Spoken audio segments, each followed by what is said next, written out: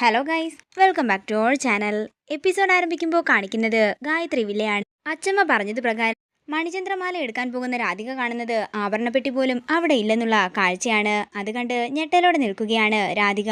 തുടർന്ന് രാധിക ചെന്ന് പറയുകയാണ്, അമ്മേ, അവിടെ ആഭരണപ്പെട്ടിയുമില്ല, മണിചന്ദ്രമാലയുമില്ല. ഇത് കേൾക്കുന്ന എല്ലാവരും ഒരു ഞെട്ടലോടെ നിൽക്കുമ്പോൾ അച്ചമ്മ ചോദിക്കുകയാണ്, നിങ്ങൾ ആരെങ്കിലും മണിചന്ദ്രമാല എടുത്തോ? ഇത് കേൾക്കുന്ന എല്ലാവരും ഇല്ല എന്നുള്ള രീതിയിൽ പരസ്പരം നോക്കുമ്പോൾ മണിചന്ദ്രമാല അണിഞ്ഞുകൊണ്ട് അങ്ങോട്ടേക്ക് പല്ലവി വരികയാണ്. പല്ലവിയെ കണ്ട് എല്ലാവരും ഒരു ഞെട്ടലോടെ നിൽക്കുമ്പോൾ സുശീല പറയുകയാണ്, ഇതല്ലേ ആ മണിചന്ദ്രമാല? ഇത് കേൾക്കുന്ന ജാസ്മിൻ ചോദിക്കുകയാണ്, അപ്പോ ഇവള് അത് കട്ടെടുത്തോ? എന്നാലും പൂജാമുറിയിൽ വെച്ചിരുന്ന മാല എല്ലാവരുടെയും കണ്ണുവെട്ടിച്ച് പൊക്കിയല്ലോ.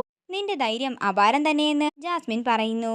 മോഷണം കൈമുതലായിട്ടുള്ളവര് ഇതും ചെയ്യും, ഇതിനപ്പുറം ചെയ്യുമെന്നും ജാസ്മിൻ പറയുമ്പോൾ ദേഷ്യത്തോടെ പല്ലവിയെ നോക്കുകയാണ് പാറു. പല്ലവി പൂജാമുറിയിൽ വെച്ചിരുന്ന മാല എടുത്തുകൊണ്ടുപോയി കഴുത്തിലണിഞ്ഞ് ശരിയാണോ എന്ന് രാധിക ചോദിക്കും.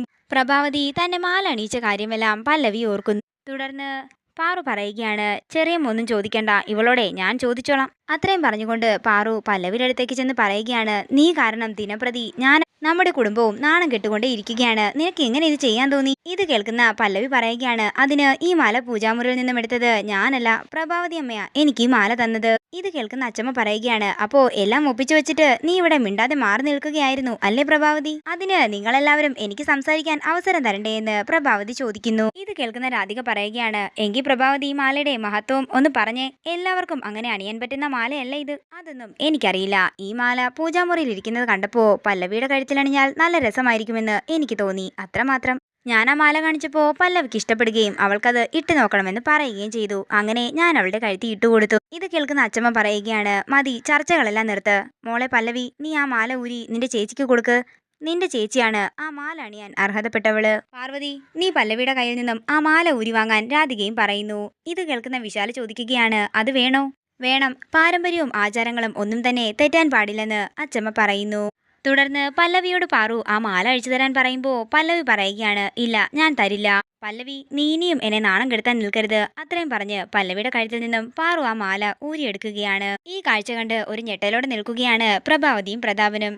തുടർന്ന് പാറു ആ മാല രാധികയെ ഏൽപ്പിക്കുമ്പോൾ രാധിക പറയുകയാണ്, വിശാലെ, നീ തന്നെ ഇത് പാർവതിയുടെ കഴുത്തിൽ അണിഞ്ഞു കൊടുക്കണം. തുടർന്ന് വിശാല പാറുവിന്റെ കഴുത്തിലേക്ക് ആ മാല ഇട്ട് കൊടുക്കുമ്പോൾ ദേഷ്യത്തോടെ പല്ലവി അവിടെ നിന്ന് പോകുന്നു. പല്ലവിക്ക് പിന്നാലെ തന്നെ പ്രതാപനും പ്രഭാവതിയും അവിടെ നിന്ന് പോകുന്നു. ഇനി ഫോട്ടോ എടുക്കാലോ എന്ന് വിശാല ചോദിക്കുമ്പോൾ എത്ര വേണമെങ്കിലും എടുത്തോളാം അച്ചമ്മ പറയുന്നു. അങ്ങനെ പാർവതിയുടെ ഫോട്ടോ എടുക്കുന്നതാണ് കാണിക്കുന്നത്. പിന്നീട് വിശാലിന്റെയും പാറുവിന്റെയും ഒന്നിച്ചുള്ള ഫോട്ടോയും എടുക്കുന്നു. പിന്നീട് കാണിക്കുന്നത് വിശാൽ എടുത്ത ഫോട്ടോയെല്ലാം നോക്കുന്നതാണ്. സമയം പാറു മുറിയിലേക്ക് വരികയാണ്.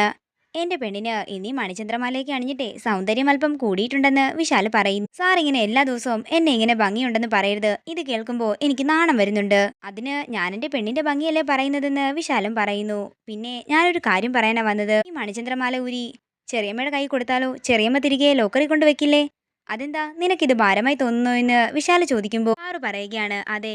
എന്നാലേ പണ്ടത്തെ റാണിമാരെല്ലാം കിലോ കണക്കിന് ആഭരണങ്ങളാ ഇട്ടുകൊണ്ട് നടന്നത്. എന്റെ പെണ്ണിന്റെ കഴുത്തിൽ തന്നെ ഇപ്പൊ ഈ മാല കിടക്കട്ടെ. പിന്നെ മറ്റൊരു കാര്യം കൂടി, എനിക്കൊരു ഉമ്മ വേണമെന്ന് വിശാല് പറയുമ്പോ പാറു പറയുകയാണ്, വിശാൽ സാർ കണ്ണടക്കി. അങ്ങനെ വിശാല് കണ്ണടയ്ക്കുമ്പോ പാറു അവിടെ നിന്ന് ഓടി അകലുകയാണ്. കണ്ണ് തുറന്ന് നോക്കുന്ന വിശാല് പാറു അവിടെ ഇല്ലാത്തത് കണ്ട് ചിരിച്ചുകൊണ്ട് വാതിലിന്റെ അങ്ങോട്ടേക്ക് നോക്കുന്നു. നേരം രാത്രിയാകുന്നു. പിന്നീട് കാണിക്കുന്നത് പ്രതാപനെയും പ്രഭാവതിയുമാണ്. ഫോട്ടോഷൂട്ട് കഴിഞ്ഞു. ചെയർപേഴ്സൺ സൈൻ ചെയ്യുകയും ചെയ്തു. ഇനിയുള്ള ബ്രോഷറിലും ബുക്ക്ലെറ്റിലുമെല്ലാം അവളുടെ ഫോട്ടോ ആയിരിക്കും. നമുക്ക് അതും കണ്ടുകൊണ്ടിരിക്കാം. അല്ലാതെ എന്ത് ചെയ്യാനാ? പ്രതാപ, നീ ഒന്ന് മിണ്ടാതിരിക്കുന്നുണ്ടോ? അല്ലെങ്കിൽ തന്നെ ഓരോന്നാലോചിച്ച് എനിക്കിവിടെ ഭ്രാന്ത് പിടിച്ചിരിക്കുകയാണ്. എങ്കിലും നമുക്ക് സമയം വരുമെന്ന് പ്രഭാവതി പറയുന്നു. അതേസമയം അങ്ങോട്ടേക്ക് ജാസ്മിൻ ദേഷ്യത്തോടെ വരികയാണ്. ആന്റി ഇപ്പോ കമ്പനിയിൽ നിന്ന് പുറത്താവുകയും ചെയ്തു. പാർവതി തിരികെ ജോലിയിൽ കയറുകയും ചെയ്തു. ഇവിടെ എന്തൊക്കെയാ നടക്കുന്നത്? ഞാൻ ഇരിക്കേണ്ട സ്ഥാനത്താ അവളിപ്പോ കയറുന്നത്. ഇത് കേൾക്കുന്ന പ്രഭാവതി പറയുകയാണ്, അതൊക്കെ കമ്പനിയുടെ റൂൾ അല്ലേ, നമുക്കതനുസരിച്ചല്ലേ പറ്റൂ. എനിക്കിതെല്ലാം നഷ്ടപ്പെടാൻ ഒരൊറ്റ കാരണം ആന്റിയാണ്. ആന്റി എന്റെ കാര്യത്തിലെ ഉദാസീനത കാണിച്ചില്ലായിരുന്നെങ്കിൽ ഞാനിപ്പോ വിശാലിന്റെ ഭാര്യയായി ഇരുന്നേനെ.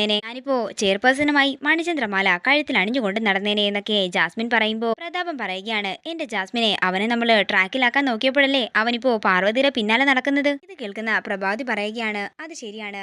വിശാലും പാർവതിയും ഇത്രമാത്രം എങ്ങനെ അടുത്തതെന്നാ എനിക്ക് മനസ്സിലാകാത്തത്. ഇനി അവള് വല്ലോ തലയുടെ മന്ത്രവും പ്രയോഗിച്ചോ? കുന്തമായാലും ശരി, അവളെ നമ്മളെക്കാൾ നല്ല ബുദ്ധി പ്രയോഗിക്കുന്നുണ്ട്. എന്റെ ജാസ്മിനെ അവൾ എന്ത് തന്ത്രമാണോ പ്രയോഗിച്ചത്, അതേപോലെ അവളുടെ കാര്യം മറന്ന് നീയെ വിശാലിനോട് കൂടുതൽ അടുക്കാൻ നോക്ക്. അങ്ങനെയൊക്കെ നടന്നു വരുമ്പോഴേ കുറെ നാളുകൾ പിടിക്കും. എനിക്കറിയാം എന്ത് ചെയ്യണമെന്ന്. ജാസ്മിൻ, നീ എന്ത് ചെയ്യാൻ പോവുകയാണെന്ന് പ്രഭാവതി ചോദിക്കുമ്പോൾ അതൊക്കെ നിങ്ങൾ വഴിയെ കണ്ടാൽ മതിയെന്ന് പറഞ്ഞ് ജാസ്മിൻ ദേഷ്യത്തോടെ അവിടെ നിന്ന് പോവുകയാണ്. തുടർന്ന് പ്രതാപം ചോദിക്കുകയാണ്, എന്തായിരിക്കും അവളുടെ പ്ലാൻ? ആ പാർവതിക്ക് വല്ല സ്ലോ പോയിസണും കൊടുക്കാനായിരിക്കുമെന്ന് പ്രഭാവതിയും പറയുന്നു. നേരം പുലർച്ചെയാകുന്നു. പിന്നീട് കാണിക്കുന്നത് ഉദയനൂരമ്മയുടെ ചിത്രത്തിന് മുന്നിൽ വിളക്ക് കൊളുത്തി പ്രാർത്ഥിക്കുന്ന പാറുവിനെയാണ്. അതേസമയം ഗായത്രി അങ്ങോട്ടേക്ക് വന്നിട്ട് പറയുകയാണ്, ഉദയനൂരമ്മയുടെ അനുഗ്രഹം നിന്റെ ഒപ്പം എപ്പോഴും ഉണ്ടാകും മോളെ. ഇപ്പോഴും ഓഫീസിലെ കുറെ കാര്യങ്ങളൊന്നും എനിക്കറിയില്ലമ്മേ എന്ന് പാറു പറയുമ്പോ അതിന് നിന്നെ സഹായിക്കാൻ വിശാലും കൂടാതെ അവിടെ സ്റ്റാഫുകളും ഉണ്ടല്ലോ എന്ന് ഗായത്രി പറയുന്നു. എങ്കിലും എനിക്ക് അമ്മയും കൂട്ടായിട്ട് വേണമെന്ന് പാറു പറയുമ്പോ ഗായത്രി പറയുകയാണ്, ഞാൻ ഉണ്ടാകും, പക്ഷേ എന്താ അമ്മയെന്ന് പാറു ചോദിക്കുമ്പോ ഗായത്രി പറയുകയാണ്, അതൊക്കെ പറയാം, നീ ആദ്യം നിന്റെ വിശേഷം പറ. അത് പിന്നമ്മേ, ഇന്നലെ ഞാൻ മണിചന്ദ്രമാല അണിഞ്ഞിരുന്നു. ഇത് കേൾക്കുന്ന ഗായത്രി പറയുകയാണ്, എന്തുകൊണ്ടും അത് ധരിക്കാനുള്ള യോഗ്യത നിനക്കാ മോളെ ഉള്ളത്. പിന്നെ അമ്മേ, മറ്റൊരു കാര്യം കൂടി, ഇന്നലെ വിശാൽ സാറ് എന്നോടൊരു വിഷമം പറഞ്ഞു. അമ്മ മണിചന്ദ്രമാല അണിഞ്ഞു വരുന്നത് കാണാൻ വിശാൽ സാറിന് വലിയ ഇഷ്ടമായിരുന്നത്രേ. പക്ഷേ അങ്ങനെ അധികം വിശാൽ സാറിന് കാണാൻ സാധിച്ചിട്ടില്ലെന്ന്. അതിനിപ്പോ എന്ത് ചെയ്യാനാകും മോളെ, എല്ലാം വിധിയല്ലേ എന്ന് ഗായത്രി പറയുമ്പോ പാറു പറയുകയാണ്, എങ്കിലേ എനിക്ക് മറ്റൊരാഗ്രഹമുണ്ട്, അതമ്മ സാധിച്ചു തരുമോ? എന്താ മോളെ, എന്താ കാര്യമെന്ന് ഗായത്രി ചോദിക്കുകയാണ്. ഇതോടുകൂടി ഇന്നത്തെ എപ്പിസോഡ് ഇവിടെ തീരുകയാണ്. വീഡിയോ ഇഷ്ടമായെങ്കിൽ മറക്കാതെ ലൈക്ക് ചെയ്യുക, ഷെയർ ചെയ്യുക, കമന്റ് ചെയ്യുക. സീരിയൽ അപ്ഡേറ്റ്സിനായി മറക്കാതെ സബ്സ്ക്രൈബ് ചെയ്യുക നയൻസ് ക്രിയേഷൻസ്.